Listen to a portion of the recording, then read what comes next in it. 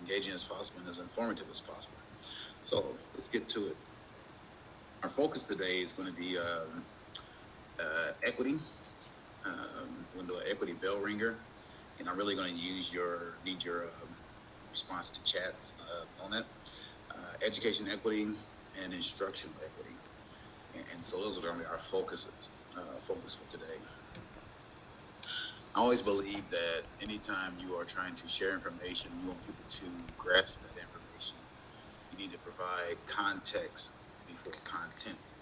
In other words, making the information relevant, connecting it to their prior knowledge is always a way to be able to um, support learning, and particularly in the classroom. Students connect what they don't know to what they do know. So giving them context and context clues is always important when you're trying to support students in the classroom. So the activity I'm going to do is really going to require some feedback through the chat, and I'm going to ask my JCBS folks to just share some of the things that you all mentioned in the chat. There's quite a few people on here, so I know there's quite a bit of information coming through there, and I will just stop and ask them to share some of the things that you are putting in there. So the first thing is this, open mic, and this is just a quote that I want to share with you all, and I'll get some of you all to respond to the quote. Here it is. The child who is not embraced by the village will burn it down to feel its warmth.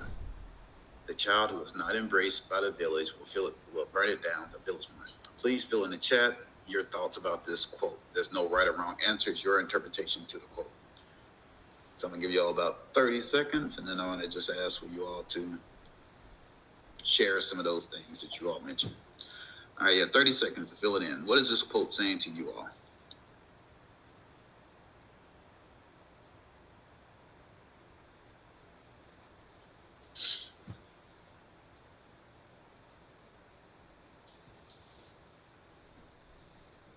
All right, Kathleen, Cheryl, what are some things that our folks are sharing with us?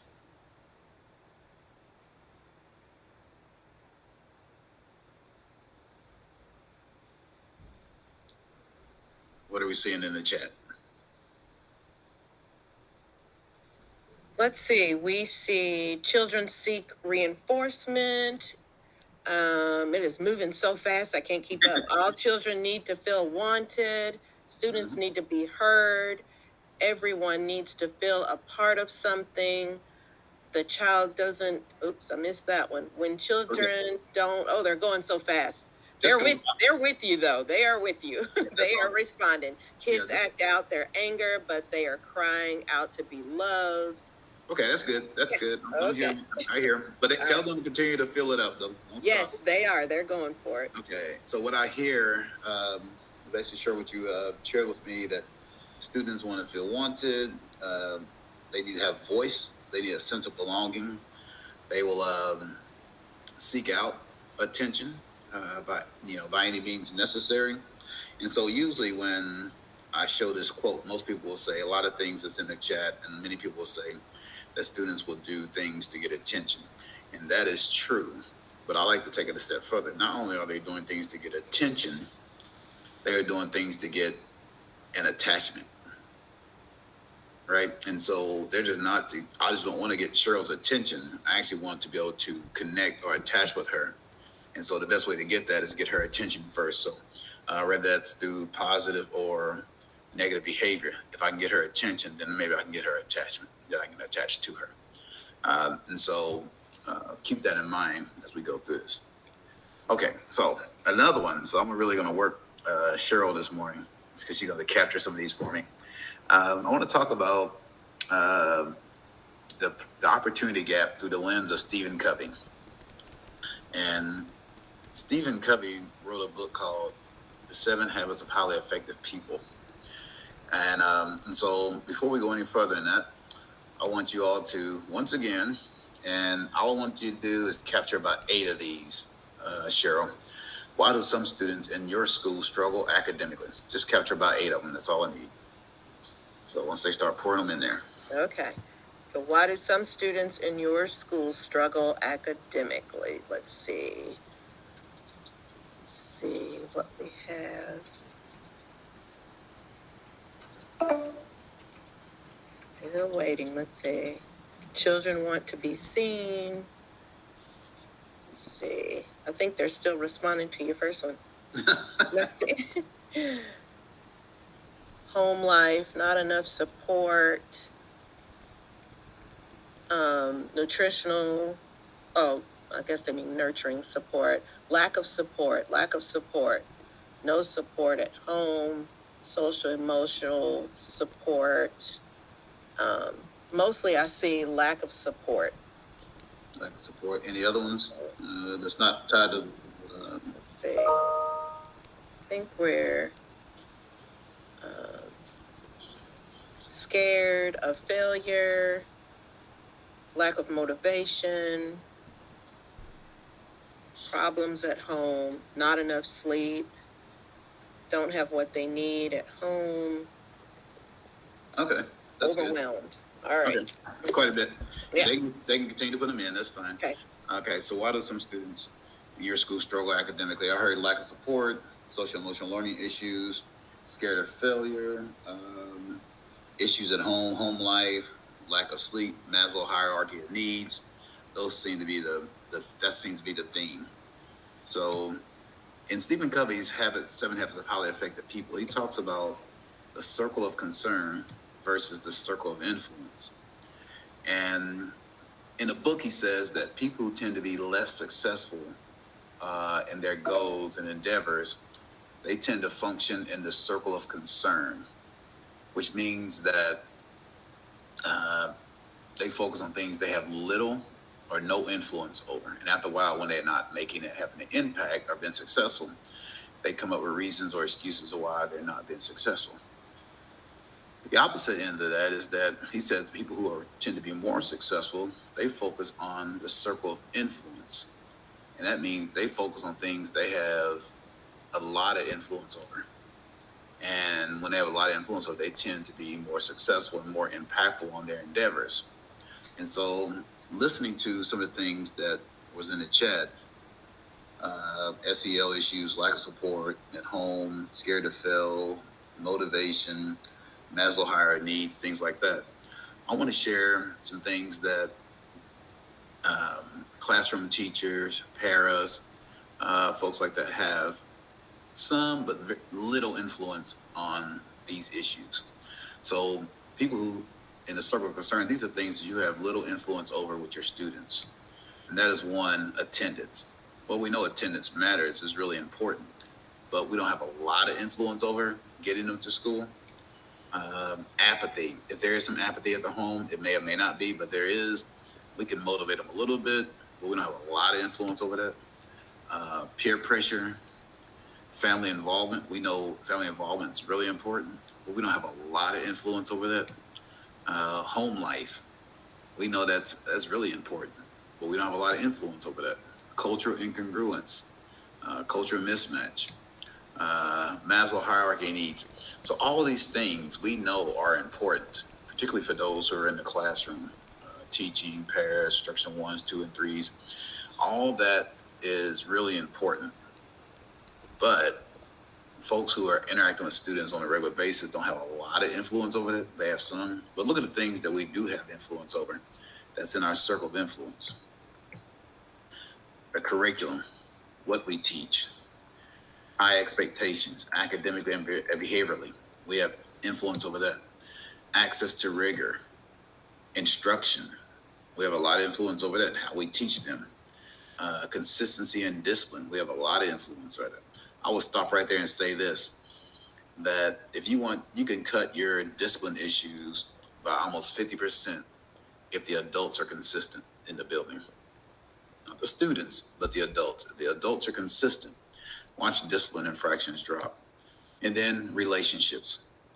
Those things we have a lot of influence over in schools, right? A lot of stuff we talked about here, there's a lot of things that don't happen in school.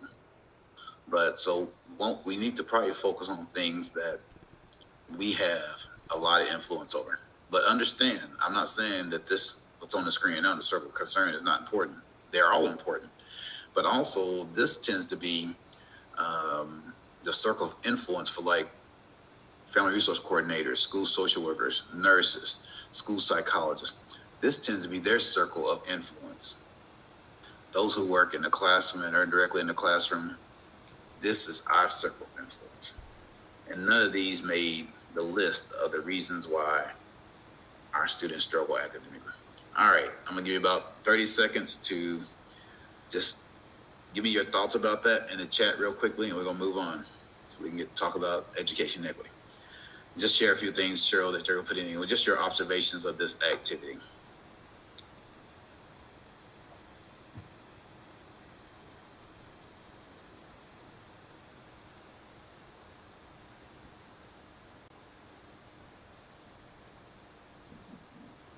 I see a lot of people agreeing with you.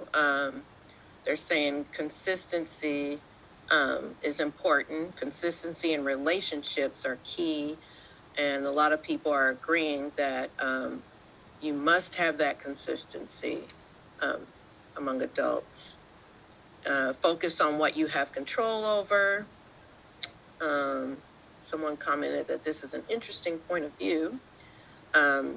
Consistency is key. I'm seeing that a lot, and that what you're saying is very true. Consistency gives structure, which kids need.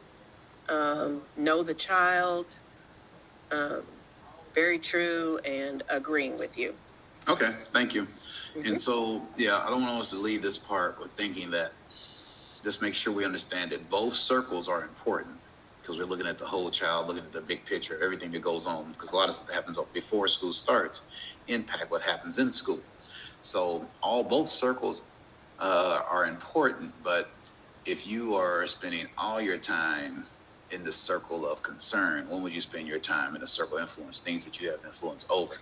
And so I don't want you to respond to this, but I do want you to think about this. This is a rhetorical question.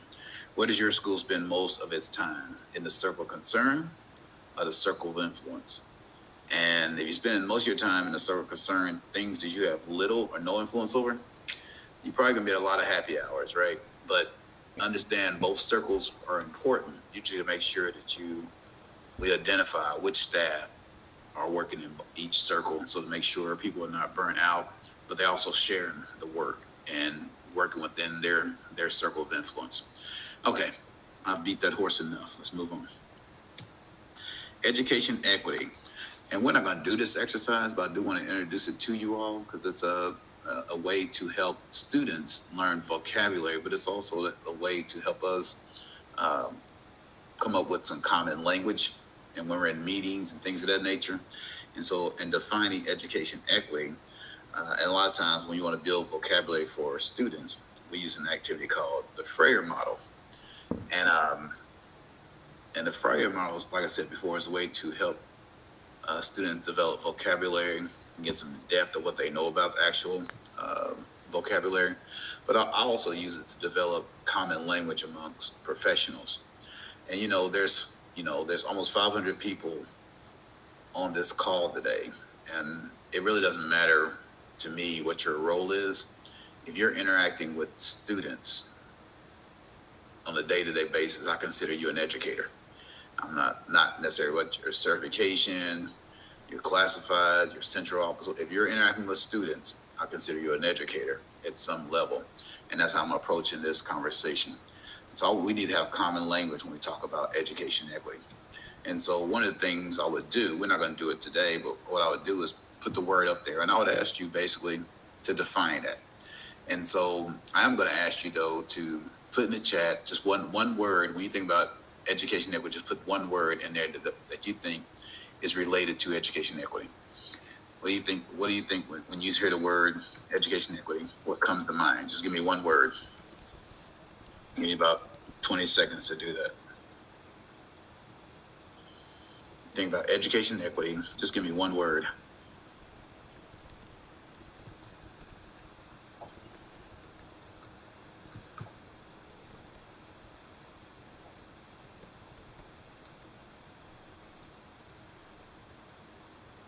I see the word access, inclusive. All right. Opportunity, fairness, holistic, goal, quality, content, community. Okay. Lots of words here. Great.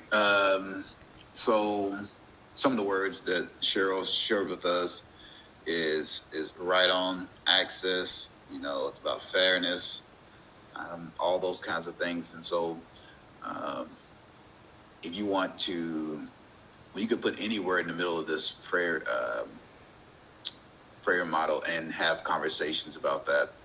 Each person would define the word for themselves, essential characteristics, some examples, not examples, and then share out with the larger group to see if you're all on the same page. But some of what you all said in the chat is very accurate.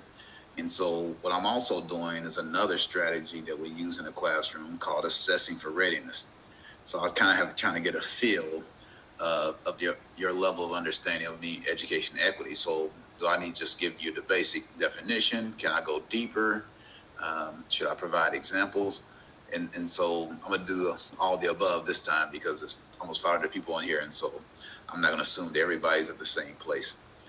And so when we think about education equity, there's a number of definitions out there. Jefferson County has a definition for equity, has a definition for racial equity.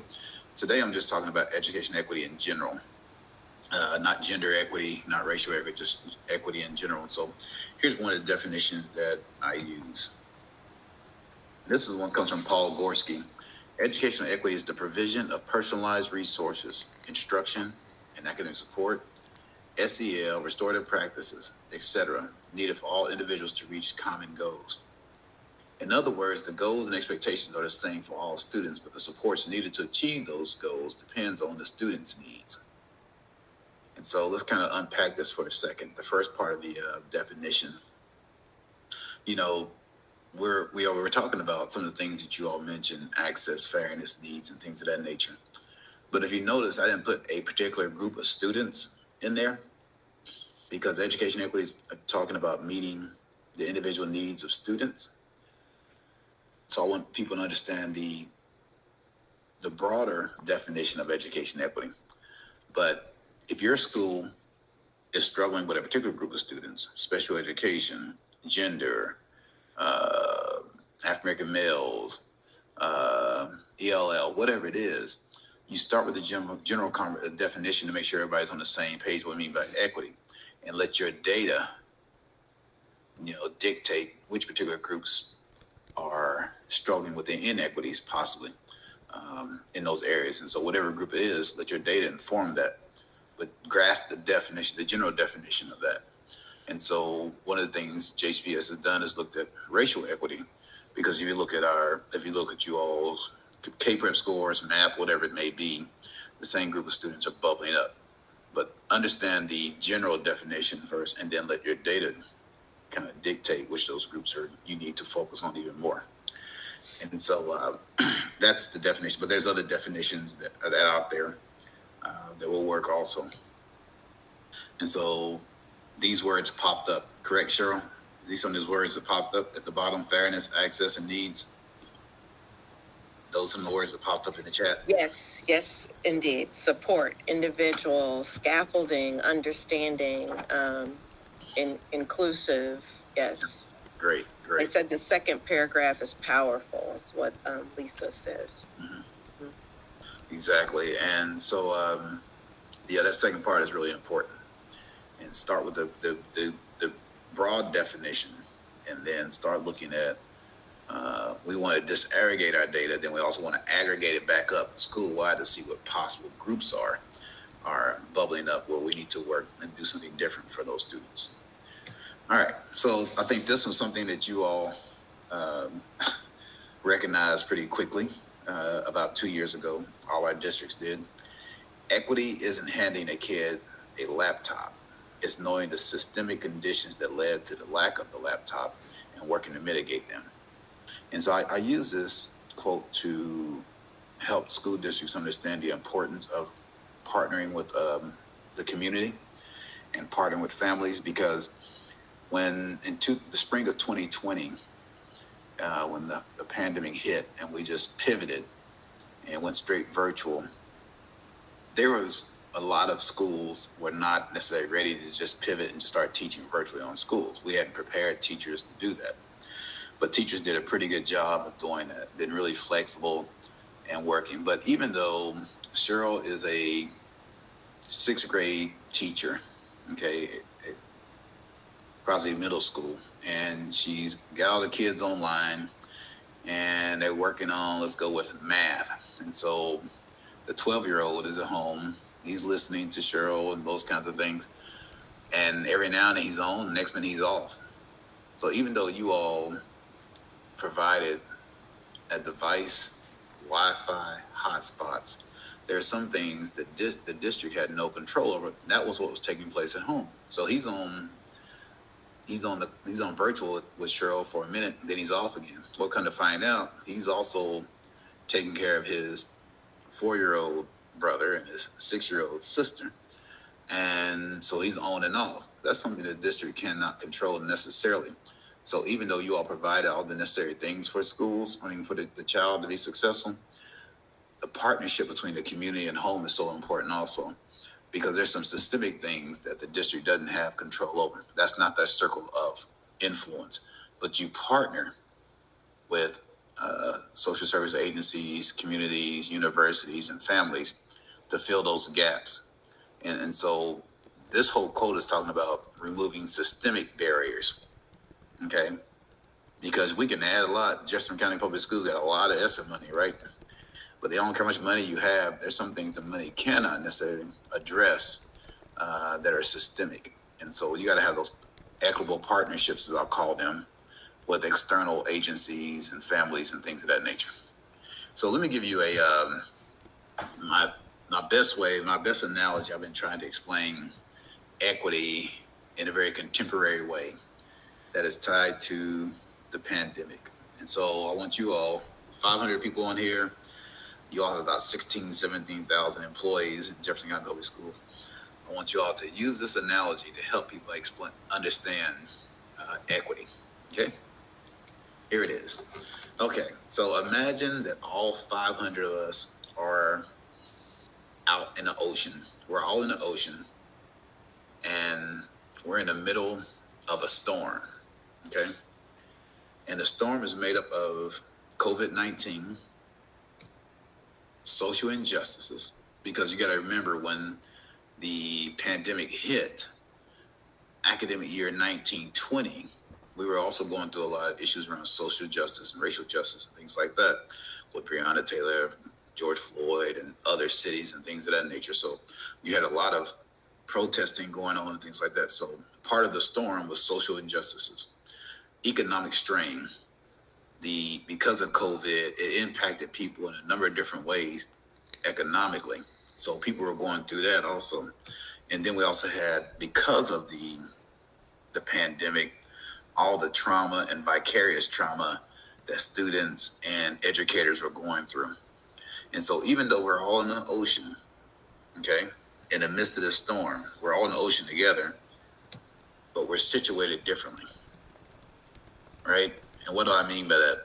So one person in the midst of the storm in the ocean is in a large ocean liner. So you're really feeling that storm, right? But someone else is feeling it worse than you because they're in a yacht, even smaller ship, right? So they're feeling it worse than a person that's in the ocean liner. Kathleen, she's in a rowboat, so she's really feeling it, right? She's feeling it worse than the ocean liner and the yacht. But even though they're all in the same storm, Cheryl is in a life raft, so she's feeling it worse than the other 3 people. And I am on a life preserver. So even though we're all in the same storm, we're all situated differently. And so in the same situation with children, they're all in the same school, but they come here differently. They're situated differently, and you can't use universal strategies, right, to address different students' needs. And so understand that the storm, okay, is impacting people differently. Here's the other part about equity. You can't assume just because the person who's in the ocean liner is not having issues within the storm either, right? Because we don't know what kind of shape that ocean liner is in just because it's larger than the life raft that Cheryl's in. So that's why you deal with each individual situation differently, because we don't know what they're bringing to school. So I want you to take a hot second and just put in the chat if this analogy around equity makes sense. Just your initial thoughts, observations, and comments about this analogy, and understanding that we can't use universal strategies to meet the individual needs of students. So fill the chat. Let Cheryl share some of those things with me.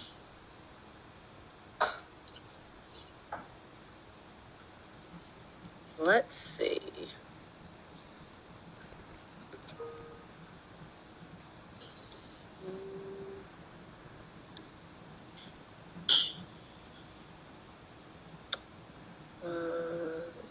Okay, here we go.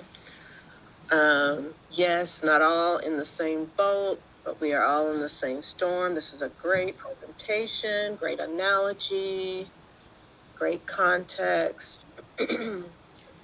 Each student is different. Excuse me. We all have to adapt to situations. Nail on the head. So we look at everyone the same, someone said. So we look at everyone the same. It definitely makes sense. And let's see. Some might be in a larger boat but can't swim. I like that. Yeah, that's very true. This not only applies to students but to teachers as well. Very Makes good sense. How do we recover? Teachers, students, parents. Okay, they give me all kinds of ammunition. Yeah. Those are great, great input, you all. I don't know where to start. I do like the ideal about just because you're in an ocean liner, don't necessarily makes you totally safe, because if it does sink, you may not be able to swim, right? I do like that. And the example I use is that we focus on individual students. And a lot of times when we talk about equity, we go straight to the students who are struggling academically. And that's fine, but remember, students have different needs. So if a student's in an advanced placement class, or honors, or even gifted, and that gifted student's not been challenged in that class, that's an inequity, right? Because we're not addressing that student's needs. So every child, regardless where they are within this situation, that will address their individual needs in a very systemic way. It's really important. One of the things I did want to talk about real quickly, that is around trauma. And so a lot of students, all last year and this past summer, I was like, look, you all, we want students to learn and things of that nature, but we want to make sure we address the whole child. And SEL is going to be so important because they're coming back to school. Many have been traumatized. And what happens is that not only the students experience trauma, but teachers and paras and folks like that, bus drivers, everyone, are experiencing vicarious trauma, which means that kids come to school or get on the bus or come to the caf and they've been traumatized. And because we really love and want to support our students, we internalize their trauma, and then it comes out in our behavior. And so it's called secondary or vicarious trauma. So keep that in mind, folks. I have about 500 of you all on this line. You work in the urban school district, and I want you all to know we appreciate what you all do, but keep this in mind. This is hard work, and it's hard work. So self-care, give the world the best of you, not what's left of you. All right? Had nothing really to do with this presentation. I just want to make sure you do that. You have, a few more months left, so stay focused and take care of your heart and mind. All right, moving back to the presentation. That was just my commercial for self-care just now. That's it. All right. So going back to the definition that we had, this is another rhetorical question, so you don't have to respond to it. to think about it based off this definition. What is your school doing to address education equity in a systemic way? We know there's some things here and there, but in order to really close opportunity gaps, that education equity has to be part of your DNA. And so we have to do systemic things within the school to deal with systemic issues. If there's systemic issues coming into the school, we can't use piecemeal projects to address the systemic issues that's coming. We have to have systemic process, which means there's policies. Your practices are systemic. We can have 3/4 of the school doing something extremely well in the classroom, and then a fourth of them not. That's called islands of excellence. So we want systemic practices and strategies to address systemic issues.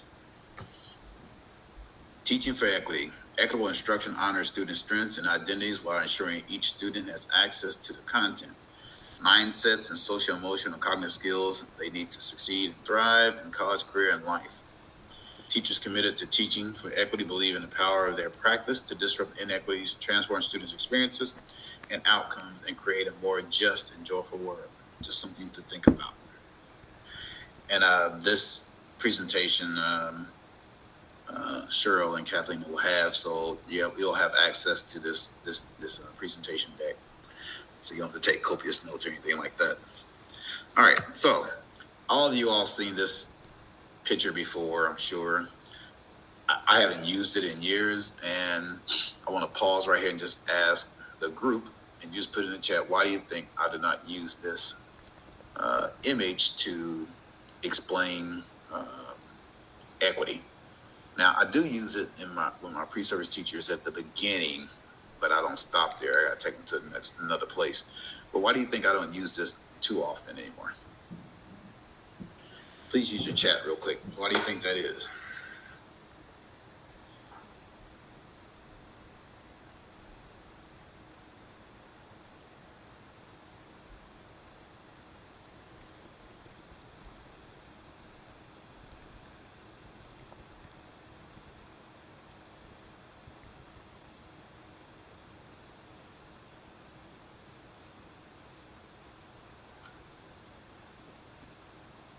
Any thoughts out there, Cheryl? Sorry, yes. Remove the fence, the skin color of the characters there.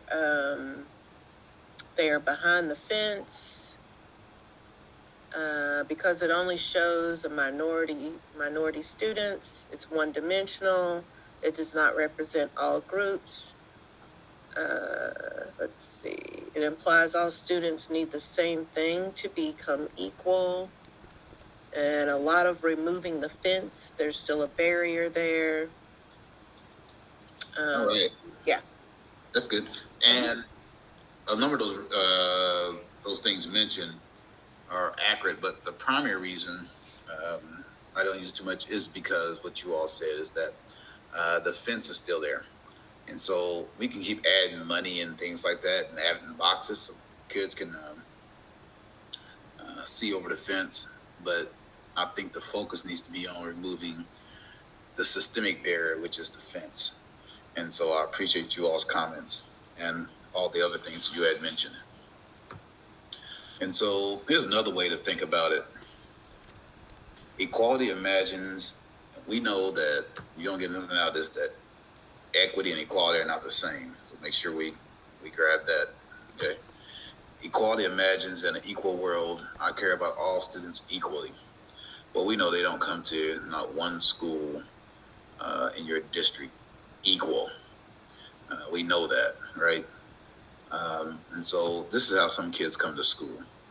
But the world isn't equal. So some kids come to school with social capital, cultural capital, political capital, and they tend to be on this left-hand side where they have a lot of supports that is sometimes tied to outside of issues in schools. And that's why we have a lot of programs that, you have a lot of programs to address this. So the other two students who are in the middle and the right-hand side, that we would have put things in place to make sure that they have the same access to that diploma that they're all trying to get. And within the same picture, a diversity lens focuses only on bringing more students into the unequal pathway.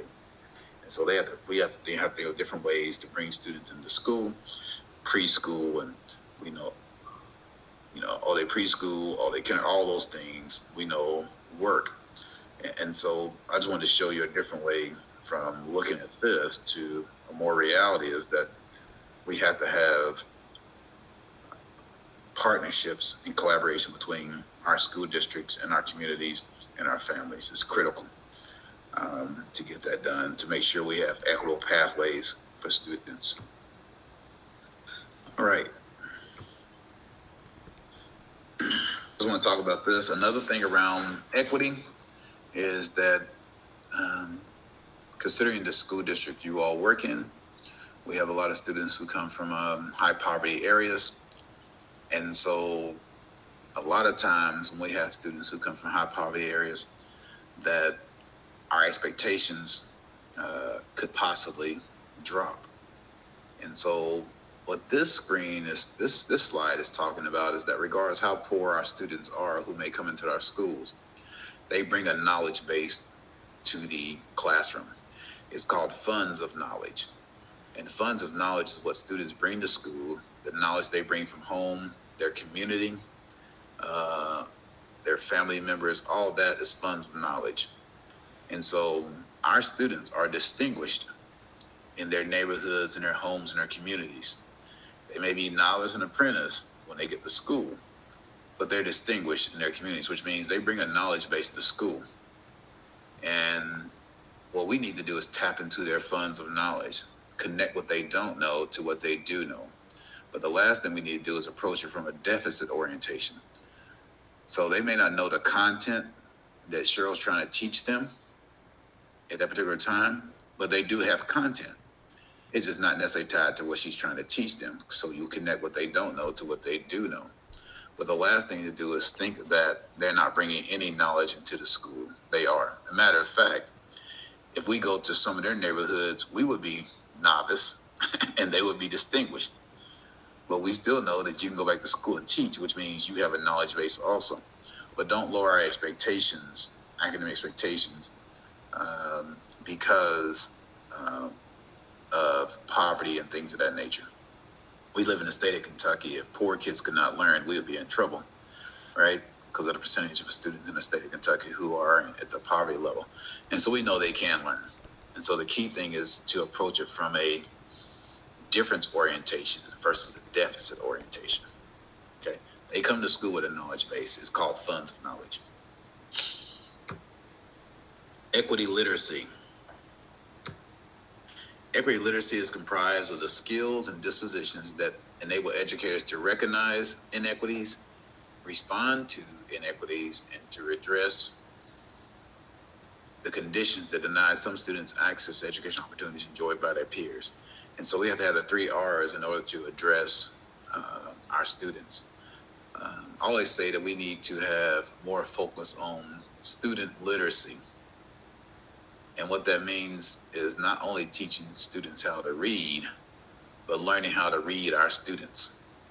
Knowing how to connect with our students is just as important, because you can connect with them, you can teach them. But in equity literacy, just think about the 3 R's. Be able to recognize the inequities that may be taking place in our schools, how to respond to them appropriately, and to redress, eradicate those conditions that our students find themselves in. That's equity literacy. Equity literate educators recognize and draw upon the resiliency and other funds of knowledge accumulated by poor and students of color, and reject the views that focus on fixing. This is where the amen goes. We reject the deficit views that focus on fixing disenfranchised students rather than fixing the things that disenfranchise those students. So we're not trying to fix children. We're trying to fix our practices and our policies and our programs. Not children. Our children are not broke, whether they white, black, Latino, gay, ELL, special ed, or whatever. They're not broke. We just need to connect them, that knowledge that they bring, connect to what we're trying to teach them, that funds of knowledge. All right, open mic. I do want your response to this. and I will leave you alone in a few minutes. Okay, here's the quote. When someone with the authority of an educator or practitioner describes the world and you're not in it, there's a moment of psychic disequilibrium as you looked into a mirror and saw nothing. When someone with the authority of an educator or a practitioner describes the world and you're not in it, there's a moment of psychic disequilibrium as you looked into a mirror and saw nothing. Please share your thoughts in the chat, and Cheryl will capture some of those for me.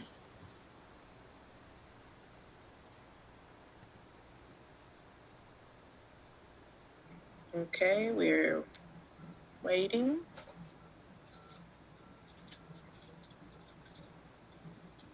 Let's see. You want to repeat your question? Maybe here we go. Let's see. Student disconnection. Students are not broke. It's the system. Inclusion. Let's see. Is important to feel seen. Very important to include different backgrounds and viewpoints in the curriculum. We live inside stories. Let's see. We teach children, not subjects. Children are not objects of our work. Let's see. Many authors speak of this as the reason they write. Feeling visible. Let's see. Representation of all students is critical because if they don't see themselves in the curriculum, they don't engage. Engagement equals included. Feeling invisible and unnoticed. Okay. Okay. That's good. Appreciate it. So yeah, a lot of things that you all said are really important and right on point. And so I was trying to help some folks in my college education with this quote. And someone said, well, understand I'm the only African American in my college. And so, this came up. And someone said, well, yeah, their culture is important and things like that, but it's not that important. And that is true. It's not the panacea that we can do all this stuff in bed. Students see themselves in the content. All this stuff's important. It's very true. It's not going to solve all the issues, but it's important. It's not the panacea. And but it is important. And the guy said, well, I don't understand. I said, well, let me put it this way. If your son and my son walked into class first day of college, they walk in any class, okay? When your son walks into the classroom, his culture is part of the curriculum, and my son's culture is an elective. And that's why we mean that people need to see themselves in the curriculum, in the content. All students need to see themselves in there. They may not see it every single day, but they got to know that they recognize and they exist every day in school. It's critical. All right, got to push on. This is just a resource around equity-mindedness. I'm not going to spend a lot of time on it. This is like school-wide stuff, so this is not an individual school I'm talking to, but you all please review this and share this with the folks, your colleagues back at your school. Okay, I do want to talk about this. Equity is the process. Equality is the outcome. Now, I definitely want you all to respond to this in chat. I got a few more minutes. So I need you all to do quickly. What do I mean by that? Equity is the process. Equality is the outcome. Y'all know that's dope, so y'all can tweet that if y'all want to. Equity is the process. Equality is the outcome. Give me a couple of people just to tell me what you think I mean by that. All right, I'm checking the chat. Let's see. Equity is the process. Equality is the outcome. Let's see. Still waiting. Let's see. Okay.